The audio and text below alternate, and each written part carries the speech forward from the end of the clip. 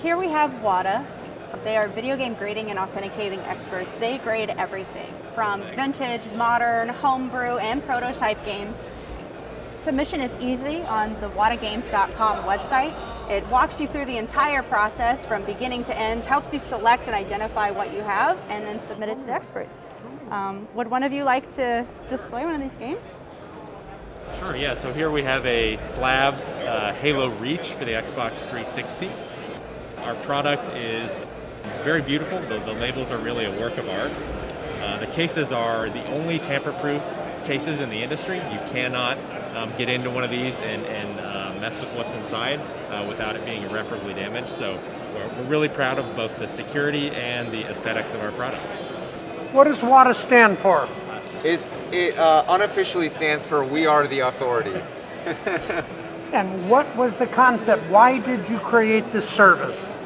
We created WATA to really elevate video game collecting, and we've sort of seen this come to fruition in that video games are now viewed more as pieces of art and history rather than sort of just these relics of nostalgia.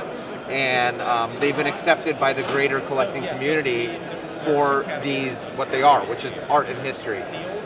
So they've been elevated in this way, and we can see that also reflected in sort of the prices that truly rare and significant sealed video games have been achieving at marketplaces all around the world. And what age group does this relate to primarily? It relates to anyone who played video games, which is just about everyone, right? You've got some of the older generation who interacted more with the old, we call 8-bit consoles like Atari, ColecoVision, and then the real golden age of video games is sort of the Nintendo, the original Nintendo, which came out in 1985. So anyone who grew up in the 80s had the original Nintendo or was exposed to it probably in some way, shape, or form. But it goes all the way through today. Video gaming is one of the largest industries, if not the largest industry. You know, it's bigger than movies and music combined, right? So people today who are growing up with video games, these classic games even appeal to them, and we're breeding new generations who are going to still appreciate and want to know sort of the history and the roots of what they're playing with, where that all started.